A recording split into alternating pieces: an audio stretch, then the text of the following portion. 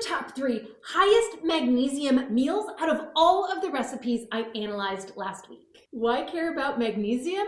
Well, it's an important electrolyte as well as a cofactor for over 300 enzymes, including every enzyme that uses or synthesizes ATP, the energy currency molecule of the cell, and every enzyme that synthesizes DNA or RNA. Magnesium is also super important for skeletal health because it works in conjunction with vitamin D to maintain calcium homeostasis. Magnesium is also important for the metabolism of other nutrients, including phosphorus, calcium, potassium, sodium, all of the B vitamins, vitamin C, and vitamin E. And getting enough magnesium reduces risk of metabolic syndrome, cardiovascular disease, type 2 diabetes, and osteoporosis. And nearly 2/3 of Americans don't get enough magnesium from their diets. So adding in any one of these recipes into your regular rotation could help improve that situation. Coming in at number 3. Here's what I ate for lunch as someone who tries to get at least 30 grams of fiber a day, and today was a good one. A great one, actually. I got tagged in this chickpea salad sandwich lunch, so I did a full nutritional analysis, and dude, you got halfway to your fiber goals with just this one meal. Wow. All right, so I have some chickpeas here, and I made like a chickpea salad sandwich. Guys, you have to try this. I asked for the mix, some onions, some mayo. I love mayo, but not the calories of mayo. So I added a little bit and used Greek yogurt for the rest, and then some pickle juice, guys. Trust me on the pickle juice. Here is where it gets kind of crazy, all right? I added some flax seeds. You might as well. This is a perfect medium for flax seeds because you can't even taste it. Just while you're at it, you might as well add some hemp seeds. Like, come on. And that's pretty much it. I just wish I made more because this is a great thing to meal prep and just keep in the fridge and have it whenever. And I promise you cannot taste the flax seeds. I made it into a sandwich. I used a spread, has 3 grams of fiber per slice. I paired it with some kiwis because, you know, you have to get that vitamin C, and this was a great lunch. Honestly, I'm kind of dreaming about it still. It was delicious. And including both the sandwich and the kiwis in my analysis, for this lunch, you're getting 21 grams of protein and 16 grams of fiber, 150% of the daily value of vitamin C, 83% of the daily value of vitamin A, 60% of the daily value of magnesium, about half the daily value for vitamin B1 and iron, around 40% daily value for vitamin B6, copper, and zinc, and a quarter to a third of the daily value for vitamin B3, vitamin E, calcium, and potassium. An absolutely fantastic amount of nutrition for a little over 500 calories, which is why when you crunch the numbers and calculate nutrient density, you end up with a Nutrivore score for this lunch of 359. To put that number into perspective, any food with a Nutrivore score higher than about 150 is contributing more nutrients than calories to our overall diets. And this meal is well over double that threshold. Coming in at number 2. Hey internets, I'm going to show you how to make a meal that is under $1 per a meal, very filling, and nutritionally complete, more or less. I was tagged in this recipe, so I did a full nutritional analysis to see how nutritionally complete this meal is. As a bonus, it does not require any refrigeration in case you're, you know, like living in a van or something. These types of recipes are so important. Step 1, 1/3 of a cup dried soybeans. It's pretty much the cheapest protein you can find. And so packed with nutrients.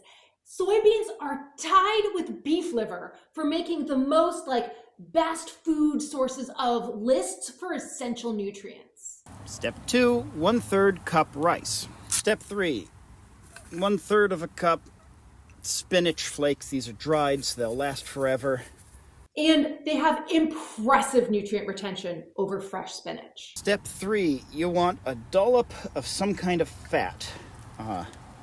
I'm using coconut oil because no refrigeration.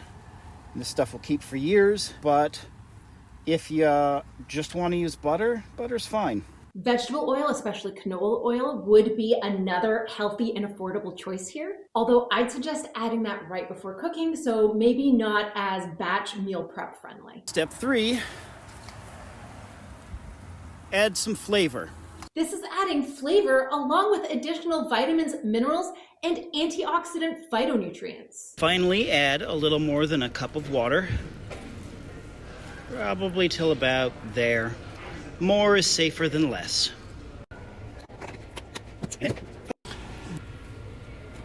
And now we wait a few minutes.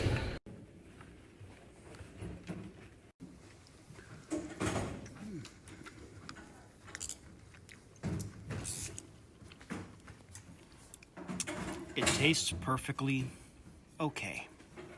Tastes perfectly okay and is nutritionally next level. Per serving, you are getting 27 grams of protein and 8 grams of fiber, nearly double the daily value of vitamin A, 148% of the daily value of iron, half the daily value or more of vitamin B1, vitamin B2, magnesium, and copper, around 40% daily value for vitamin B6, zinc, and potassium, and around a quarter of the daily value for vitamin B3, vitamin B5, vitamin C, and calcium. This meal is balanced, pretty close to nutritionally complete. And I did this analysis assuming an unenriched rice. You'd get even closer if you swapped that out for an enriched rice. This is a fantastic amount of nutrition for just about 650 calories, which is why when you crunch the numbers and calculate nutrient density, you end up with a Nutrivore score for this meal of 303. To put that number into perspective, any food with a Nutrivore score higher than about 150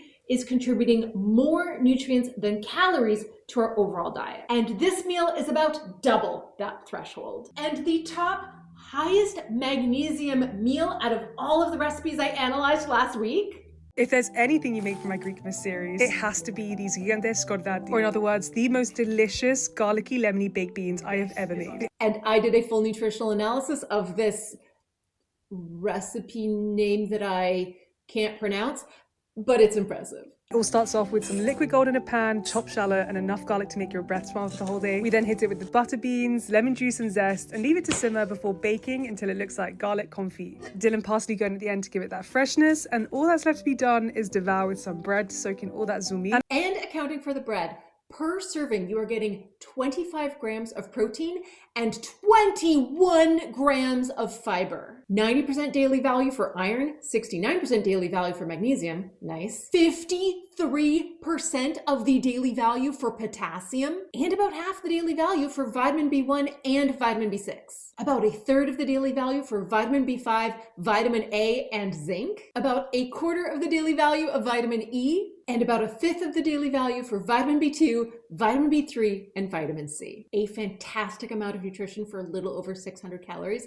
which is why when you crunch the numbers and calculate nutrient density, you end up with a Nutrivore score for this recipe of 326. To put that number into perspective, any food with a Nutrivore score over about 150 is contributing more nutrients than calories to our overall diet. And this meal is well over double that threshold. And if you found this interesting, drop me a follow, like, and comment. You'd probably love my free weekly newsletter over on Substack. And if you'd like to support my work, come on over and join my Patreon, which gets tons of exclusive resources, including a monthly ebook and a weekly podcast.